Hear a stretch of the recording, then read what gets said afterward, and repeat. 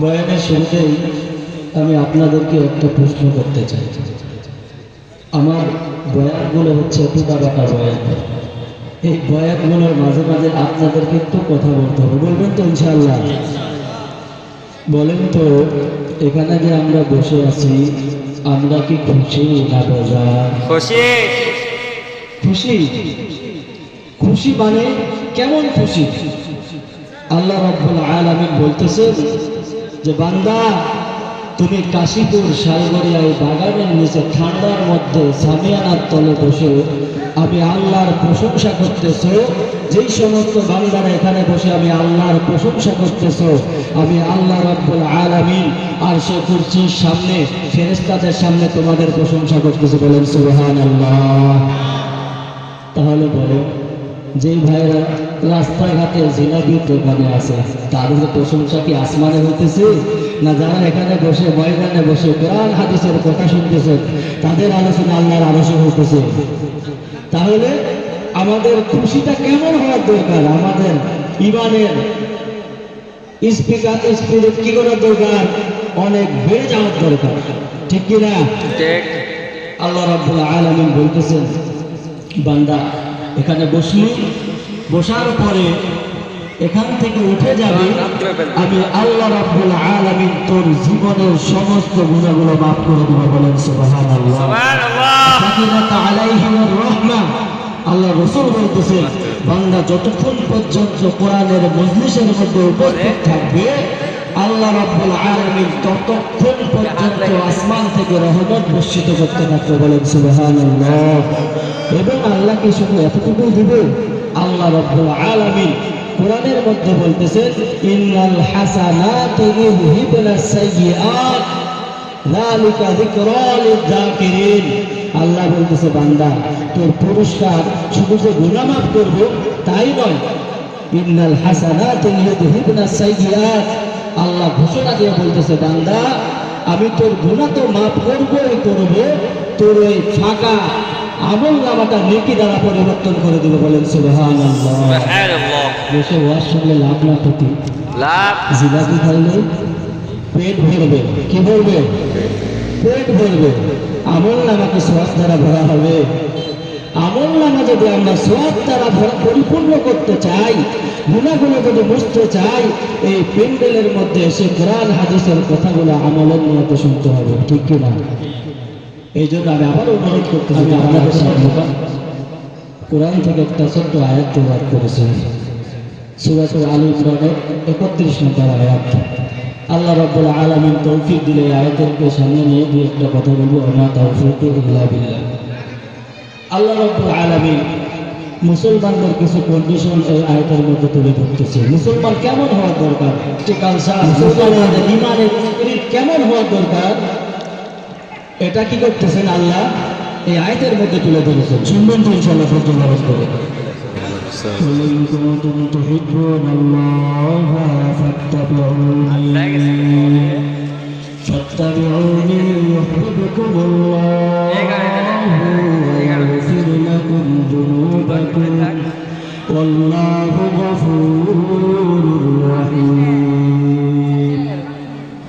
আল্লাহ রাব্বুল আলামিন মুমিনদেরকে ডাক দিয়ে বলে, বান্দা বান্দা, যারা আল্লাহ রাব্বুল আলামিনকে মহব্বত আর ভালোবাসা তোমার অন্তরের মধ্যে রাখতে চাও, তাদেরকে আমি আল্লাহ রাব্বুল আলামিন আমাকে মহব্বত করার একটা মাপকাঠি আমি তোদের সামনে দিয়ে দিলাম।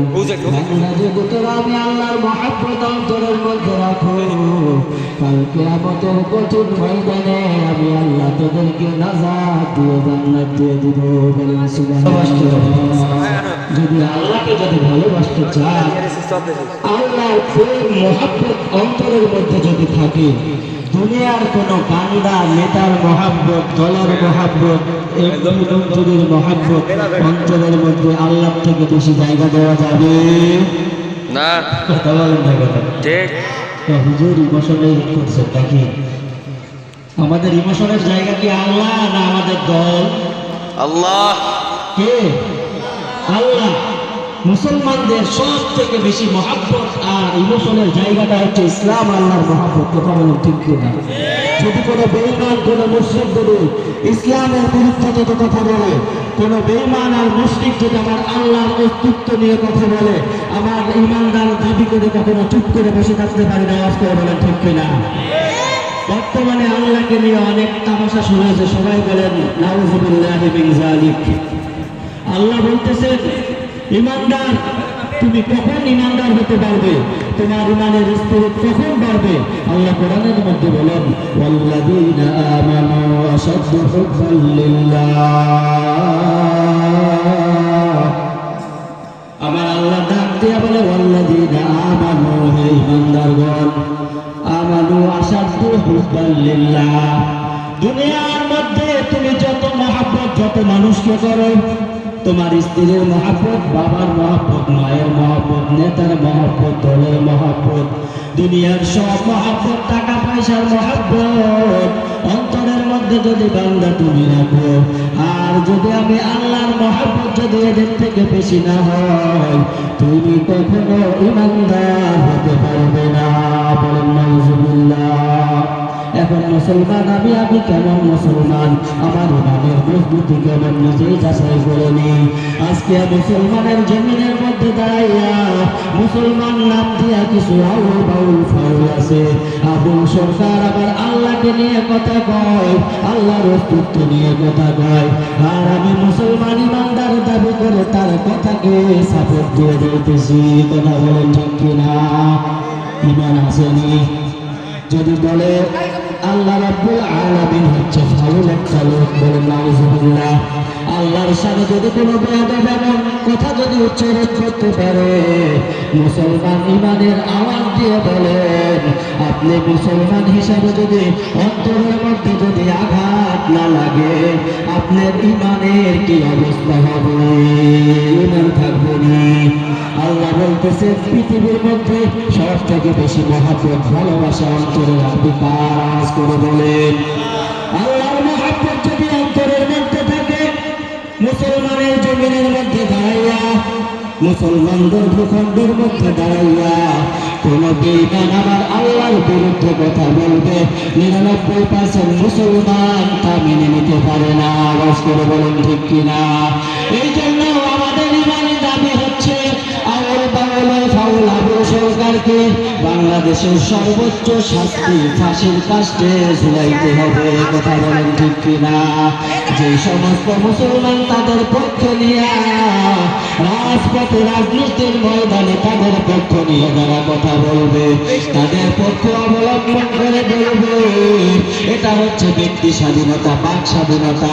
বাক স্বাধীনতার নামে যদি তারা আল্লাহর সামনে কথা বলে, আমরা এই মুসলমান হিসাবে ইসলামের মহব্বত অন্তরে আছে, আল্লাহর মহব্বত অন্তরে আছে, দুনিয়ার সকল মহব্বত একদিকে ফালাইয়া কোরআন হাদিসের দাবি নিয়ে আমাদের আন্দোলন নিয়ে আমরা তাদের বিরুদ্ধে ময়দানে ঝাঁপিয়ে পড়বো। কথা বলেন ঠিক কিনা? কোন বেঈমান মুশরিক আমার আল্লাহকে নিয়ে কথা বলবে, রাসূলের অস্তিত্ব নিয়ে কথা বলবে, ইসলামের অস্তিত্ব নিয়ে কথা বলবে, হক্কানি আলেম ওলামাদেরকে নিয়ে কথা বলবে, আর আমরা মুসলমান বলে দাড়ি টুপি আর পাঞ্জাবি নিয়ে মসজিদে বসে থাকবো তাই নয়। আমরা যেরকম ভাবে মসজিদের ইমামতি করতে পারি, আমরা ঠিক তেমনি ভাবে রাষ্ট্রের ক্ষমতাও চালাইতে পারি। কথা বলেন ঠিক কিনা? আজকে পৃথিবীর মধ্যে নমুনা হিসাবে দেখেন, মডেল হিসাবে দেখেন, আফগানিস্তান কেমনে পৃথিবীর মধ্যে চলাফেরা হয়ে উঠেছে, দাড়ি টুপি পাঞ্জাবি পড়িয়া ইসলামী হুকুমত কায়েম করে, আল্লাহর রাজ পৃথিবীর মধ্যে কায়েম করে, ওই আল্লাহর বান্দারা পৃথিবীর মধ্যে ইসলামের একটা দৃষ্টান্ত কায়েম করে ফেলেছে।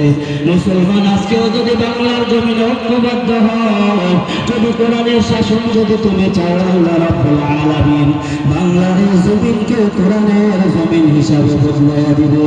বলেন সুবহানাল্লাহ। আর যদি তোমার মহব্বত গানের দিকে থাকে, তোমার মহব্বত যদি নাচের দিকে থাকে, নর্তকের দিকে থাকে, তোমার এই মহব্বত তোমাকে শয়তানের পথ ধরে জাহান্নামে নিয়ে যাবে। বলেন নাউযুবিল্লাহ। এই জন্য আমাদের অন্তরে বেশি মহাব্বত রাখতে হবে। কার আরেকবার আওয়াজ করে বলেন, আল্লাহর মহাব্বত আর ভয় যদি অন্তরের মধ্যে থাকে, একটা লাভ আছে। কয়টা?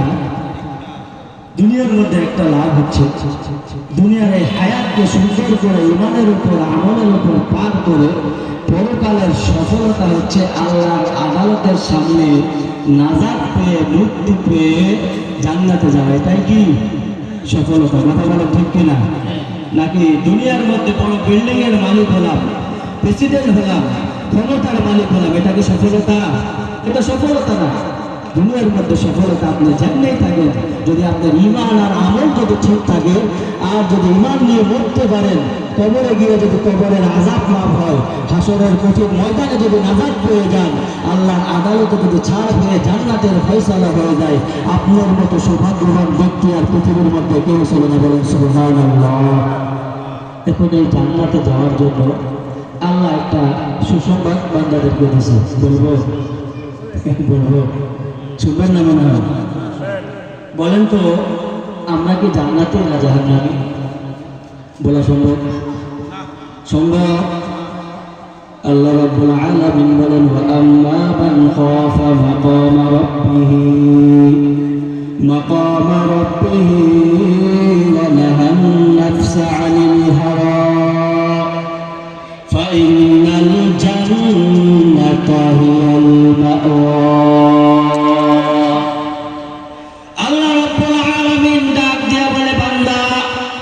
দুনিয়ার মধ্যে একটা জিনিসের মহাব্বত যার অন্তরের মধ্যে থাকবে, আমি আল্লাহ রাব্বুল আলামিন কাল কিয়ামতের ময়দানে তাকে জান্নাতুল মাওয়ার মালিক বানায় দিব।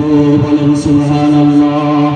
বাদশা হারুনুর রশিদ একবার তার রাজ দরবারে অনেক ওই সময় সব থেকে বড় বড় আলেমদেরকে দাওয়াত দিলেন। বাদশা হারুনুর রশিদ দিনদার বাচ্চা, নাম শুনছেন না? বাদশা হারুনুর রশিদ ওই সময় বড় বড় আলেমদেরকে ডাক দিয়া বলতেছে, আপনাদের কাছে আমার মনের একটা প্রশ্ন, এই প্রশ্ন যদি সঠিক উত্তর দিতে পারেন আমি অনেক খুশি হব। সকল আলেমদেরকে রাজকীয় মেহমানদারি করাইল।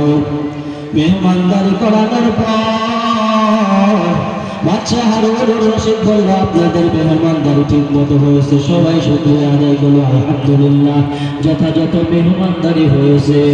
এবার বাদশা হারুনুর রশিদ ডাক দেয়া বলে, হুজুর আলেম, আপনারা যথেষ্ট আজকের সব থেকে বড় আলেমদেরকে আমার ময়দানে হাজির করেছি। বলেন দেখি, আমি কি জান্নাতি না জাহান্নামী? প্রশ্নটা কি? জান্নাতি না জাহান্নামী? প্রশ্ন করতেছে কে? বাদশা হারুনুর রশিদ তদনন্তন সময়ে সব থেকে বড় বড় আলেমদেরকে বলতেছে, বলেন দেখি, আমি বাদশা হারুনুর রশিদ জান্নাতি না জাহান্নামী? প্রশ্নটা সহজ না কঠিন? বলেন তো, আমরা কি জান্নাতি না জাহান্নামী? কোনো উত্তর আছে? আমরা একটা উত্তরও জানি। উত্তরটা কি? যদি নেক আমল বেশি করি তাহলে জান্নাতি, আর যদি বদ আমল বেশি করি তাহলে জাহান্নামী। মানে সহজ কথা হচ্ছে, যদি আমল যদি ভালো হয় তাহলে আপনি জান্নাতের পথে আছেন, আর যদি আপনার আমল যদি খারাপ হয় আপনি জাহান্নামের পথে হাঁটতেছেন। এটা হলো সঠিক উত্তর। এবার সবাই চিন্তিত হয়ে গেল যে বাদশা আমাদেরকে এত ভালোবেসে মহাব্বত করে দাওয়াত করলো, বাচ্চার মনটা বুঝে আমরা খুশি করতে পারবো না। সকল আলেমরা পরামর্শ করলো, পরামর্শ করে বলল, বাদশা হারুনুর রশিদ, যেই প্রশ্ন সেই উত্তর। আপনি যদি নেক আমল বেশি করেন তাহলে আপনি জান্নাতের পথে আসেন, আর আপনি যদি ভালো খারাপ আমল যদি বেশি করেন, বদ আমল যদি বেশি হয়ে যায় তাহলে আপনি জান্নাতের পথে আসেন। এবার বাদশা হারুনুর রশিদ মজা করে বলতেছেন, আপনাদেরকে এত উত্তম মাধ্যমে রাজকীয় খানা খাওয়াইয়া আমার লাভটা কি হলো? কি বলতেছে? আপনাদেরকে এত বড় বড় মেহমানদারি করাইয়া কি লাভ? আমি কি জান্নাতে না জাহান্নামে এই ফয়সালা করে দিতে পারলাম না। তো লাভ হলো? প্রশ্ন উত্তর থেকে গেল কষ্ট। মজলিসের পিছন থেকে একটা ছোট্ট একটা আলেম ডাক দিয়া বলে, বাচ্চা নামদার, আমাকে যদি অনুমতি দেন আমি আপনার প্রশ্নের একটা উত্তর দিতে চাই। বাচ্চা হারুনুর রশিদ মজা করে বলে, সকল আলেম মিলে যে প্রশ্নের উত্তর দিয়েছে এই একই প্রশ্নের উত্তর কি আপনিও দিতে চান নাকি? বলে, না না, আমার প্রশ্নের উত্তরটা একটু ব্যতিক্রম হবে, শুনবেননি আপনারা? আপনারা কি জান্নাতি না জাহান্নামী একটা মাপকাঠি আপনাদের সামনে বয়ান করা হবে, শুনবেন? এর সাথে যদি মিলে যায় আপনি আল্লাহর কাছে শুকরিয়া আদায় করে আমল চালিয়ে যাবেন, আপনি জান্নাতি ইনশাআল্লাহ। আর যদি আপনার আমল যদি উল্টা হয়ে যায় তওবা করে এই আমলের সাথে আমলটা মিলাইয়া নেবেন ইনশাআল্লাহ। তাহলে এবার ওই আলেম যখন তাকে সাইজ করে সামনে আনা হলো, বাচ্চা হারুনুর রশিদকে ওই 9 বছরের বালক আলেম বলতেছেন, বাচ্চা হারুনুর রশিদ, আপনার প্রশ্নের উত্তর দেওয়ার আগে আপনার কাছে আমার একটা প্রশ্ন। আচ্ছা বলেন দেখি, যে প্রশ্ন করে সে বড় নাকি যে প্রশ্নের উত্তর দেয় সে বড়? কে বড়? যে প্রশ্নের উত্তর দেয় সে বড় নাকি যে প্রশ্ন করে সে বড়? কথা বলেন, যে প্রশ্ন করে সে বড় না যে প্রশ্নের উত্তর দেয় সে বড়? বুঝে শুনে উত্তর দিতে হবে। প্রশ্নের যে উত্তর দেয় সচরাচর সেই বড়, কারণ প্রশ্নটা আসে তো মূর্খতা থেকে আর উত্তরটা আসে জ্ঞান থেকে। কোথায় থেকে? জ্ঞান থেকে। এই কথা যখন বাচ্চা হারুনুর রশিদকে বলল, বলেন দেখি এই সময়ের জন্য কে বড়? বাচ্চা হারুনুর রশিদ চোখান্ন দিনদার বাচ্চা ছিলেন। বাচ্চা হারুনুর রশিদ বুঝতে পারছে হুজুর তো আমাকে কি বুঝাইতে যাচ্ছে বুঝে গেছে। বাচ্চা হারুনুর রশিদ তিনি সিংহাসনটা ছেড়ে দিল, ছেড়ে দিয়ে ওই আলেমকে তার সিংহাসনের মধ্যে বসাইয়া দিল। আলেম একটু মজা করে বলতেছে, আমার আল্লাহ রাব্বুল আলামিন ইলমের বরকত এমনই দিয়েছে, বলেন সুবহানাল্লাহ। আমার আল্লাহ যাকে সম্মানের চেয়ারে বসায় পৃথিবীর কোন মানুষ তার এই সম্মানের চেয়ার করে নিতে পারে না। আমার আল্লাহ যাকে বাদশাহী করবে ওই ব্যক্তিকে পৃথিবীর কোন মানুষ মিলে সম্মান দিতে পারবে না। পৃথিবীর মধ্যে যত ক্ষমতার প্রয়োগ তুমি করো, মানুষ হাজার হাজার যদি মারো, 1 সেকেন্ড সময় আমার আল্লাহ কিন্তু তোমাকে দিবে না।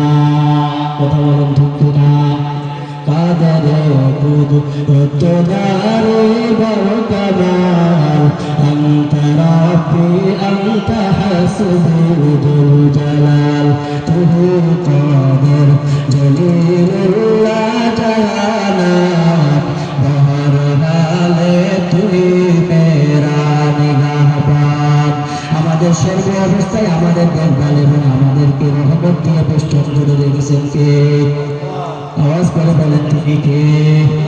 আল্লাহ রাব্বুল আলামিন যাকে ক্ষমতার চেয়ারে বসাবে তার এই ক্ষমতার চেয়ার কেড়ে নেওয়ার মতো বাহাদুর দুনিয়ার মধ্যে আর কেউ নাই।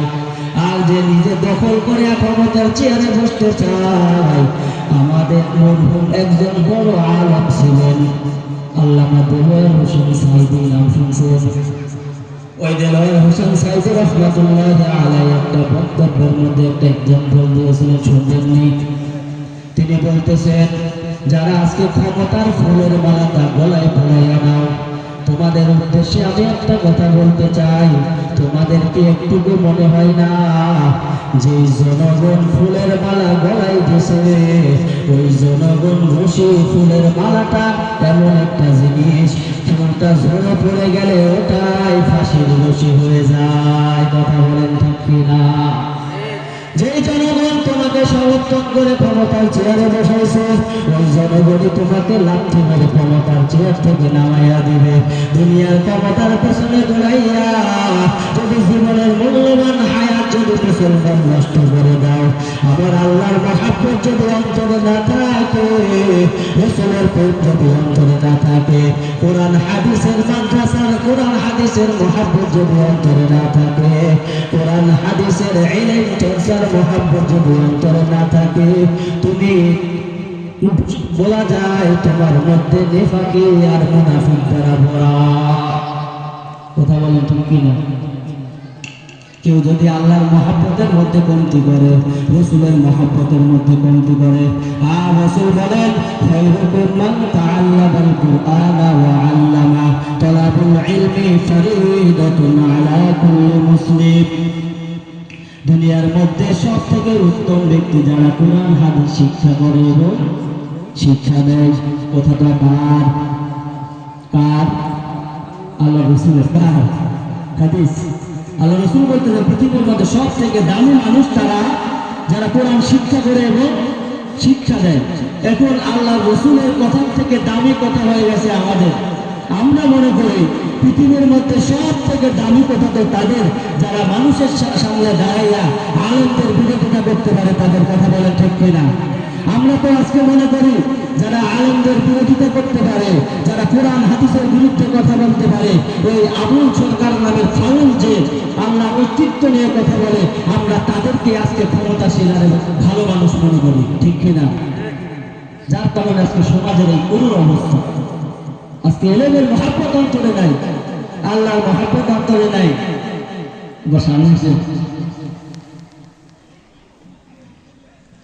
তাহলে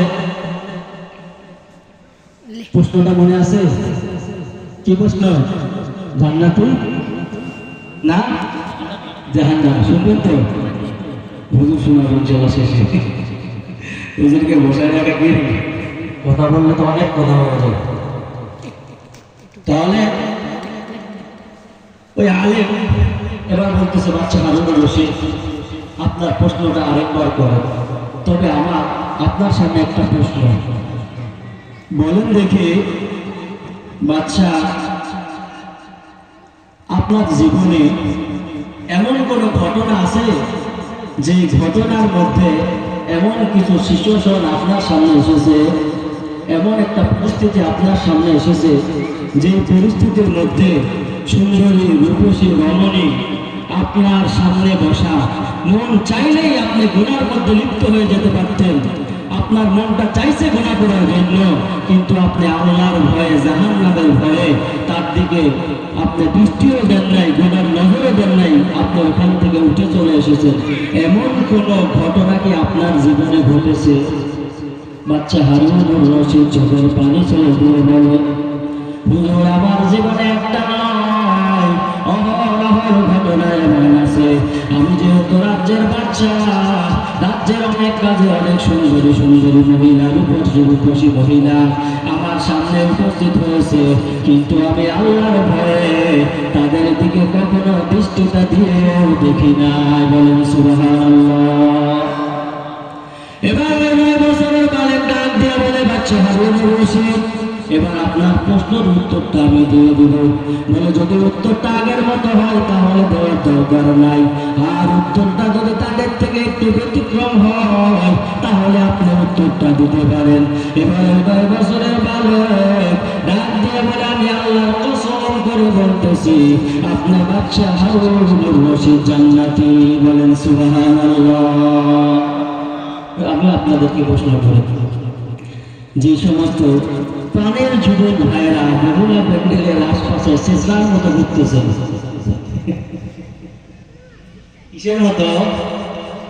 ভালো মানুষ শেষরার মতো ঘুরতেছেন দুনিয়ার নোংরা মহিলার পিছনে। আর যে সমস্ত মানুষের রাস্তাঘাটে খুব চিন্তা নিয়ে ঘোরাফেরা করতেছেন, আপনি আপনার দিলকে প্রশ্ন করেন, আপনি কি জান্নাতের পথে হাঁটতেছেন না জাহান্নামের পথে হাঁটতেছেন? যারা বসে আছে আমরাও এবার এখান থেকে একটা প্রশ্ন নিতে পারি, উত্তর নিতে পারি, আমি কি জান্নাতি না জাহান্নামী? পারি কি পারি না? এই প্রশ্ন থেকে পারি তো।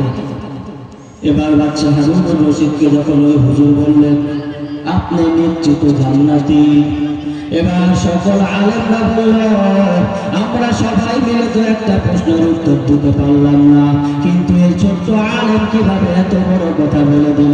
সবাই একটু রাগান্বিত হয়ে গেল। এবার সবাই প্রশ্ন করল, তুমি কিভাবে নিশ্চিত জান্নাতি বলে দিলা? এর কোনো প্রমাণ তোমার কাছে আছে?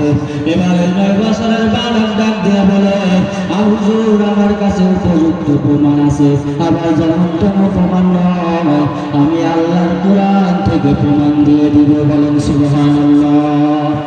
এই কথা বলার পর ওই 9 বছরের বালক আলেম এবার সূরাতুন নাজিয়ার 40-41 নম্বর আয়াত তেলাওয়াত করলেন।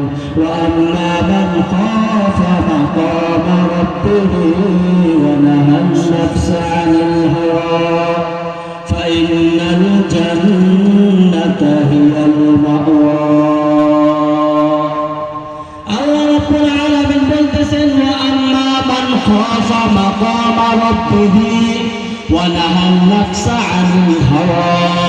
আমার যে বান্দা আমি আল্লাহ রাব্বুল আলামিনকে ভয় করবে, আমি আল্লাহ রাব্বুল আলামিনের ভয় যে বান্দার অন্তরের মধ্যে থাকবে, আর আমি আল্লাহর ভয় অন্তরের মধ্যে দিয়া ওয়া নাহান নাফসা আনিল হাওয়া, পেশতার নফসের চাহিদা পূরণ করবে না, আমি আল্লাহ রাব্বুল আলামিন ফাইনাল জান্নাতা হিয়াল মাওয়া, নিশ্চয় নিশ্চয় আমার এই বান্দাকে জান্নাতুল মাওয়ার মালিক বানায় দিব।